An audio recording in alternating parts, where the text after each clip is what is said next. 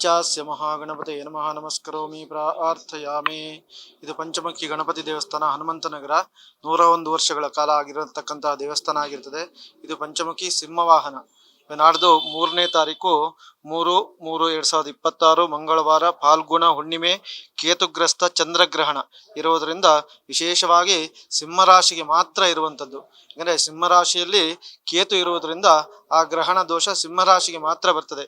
ಯಾಕಂತ ಹೇಳಿದ್ರೆ ಗ್ರಹಣ ಕಾಲದಲ್ಲಿ ಏನು ಮಾಡಬೇಕು ಅಂತ ಕೇಳಿದ್ರೆ, ಹಿಂದಿನ ದಿವಸ ಸ್ನಾನ ಮಾಡಿ ಒಂದು ಹುರುಳಿ ಕಾಳನ್ನ 2 ಮುಷ್ಟಿಯಷ್ಟು ದೇವರ ಮನೆಯಲ್ಲಿಟ್ಟು ಪ್ರಾರ್ಥನೆ ಮಾಡ್ಕೊಂಡು ಇಟ್ಕೊಳ್ಬೇಕು.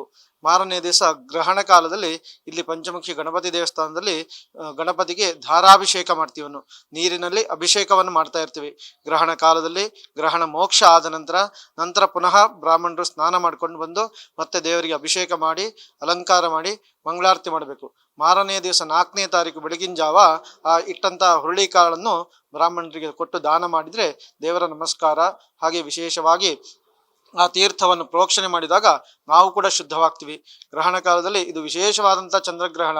ಯಾವತ್ತೂ ಹಗಲು ಹೊತ್ತು ಚಂದ್ರಗ್ರಹಣ ಬಂದಿರುವುದಿಲ್ಲ. ಯಾಕಂದರೆ ಎಲ್ಲರೂ ಕೇಳುವಂಥ ಪ್ರಶ್ನೆ ಏನು ಅಂತ ಕೇಳಿದ್ರೆ, ಹಗಲು ಚಂದ್ರಗ್ರಹಣ ಆಗ್ತದಾ? ಯಾಕಂದರೆ ಚಂದ್ರ ಉದಯನೇ ಆಗೋದು ಸಂಜೆ ಹೊತ್ತಿಗೆ. ಹಾಗಾದರೆ ಹೇಗೆ ಇದು ಚಂದ್ರಗ್ರಹಣದ ಕಾಲ ಅಂತ ಕೇಳಿದರೆ, ಯಾಕಂದರೆ ಇಲ್ಲಿ ಚಂದ್ರಗ್ರಹಣಕ್ಕೆ ಸ್ವಲ್ಪ ಸಮಯ ಮಾತ್ರ ಇರುವಂಥದ್ದು. ನಮಗೆ ಬೇರೆ ದೇಶದಲ್ಲಿ ಅಲ್ಲಿ ರಾತ್ರಿ ಆಗಿರ್ತದೆ. ಹಾಗಾಗಿ ಚಂದ್ರಗ್ರಹಣ ಪೂರ್ತಿ ಅಲ್ಲಿ ಇರ್ತದೆ. ಆ ಚಂದ್ರಗ್ರಹಣದ ಸ್ವಲ್ಪ ಭಾಗ ಮಾತ್ರ ಇಲ್ಲಿ ಕಾಣಿಸ್ತದೆ. ಎಷ್ಟೊತ್ತಿಗೆ ಅಂತ ಕೇಳಿದರೆ,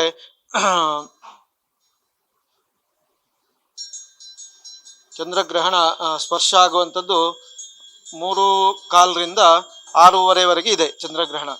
3:13ರಿಂದ ಸಾಯಂಕಾಲ 6:47ರವರೆಗೂ ಚಂದ್ರಗ್ರಹಣ ಇರ್ತದೆ.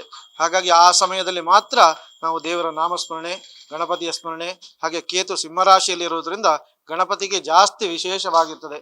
ಹಾಗಾಗಿ ಎಲ್ಲರೂ ಇದನ್ನ ಆಚರಣೆಯನ್ನು ಮಾಡಿ. ನಿಮ್ಮೂರಿನಿಂದ ವಿಶ್ವ ಮಟ್ಟದವರೆಗೆ ರಾಜಕೀಯ, ಸಿನಿಮಾ, ಸ್ಪೋರ್ಟ್ಸ್ ಯಾವ ಸುದ್ದಿಯೂ ಮಿಸ್ ಆಗಲ್ಲ.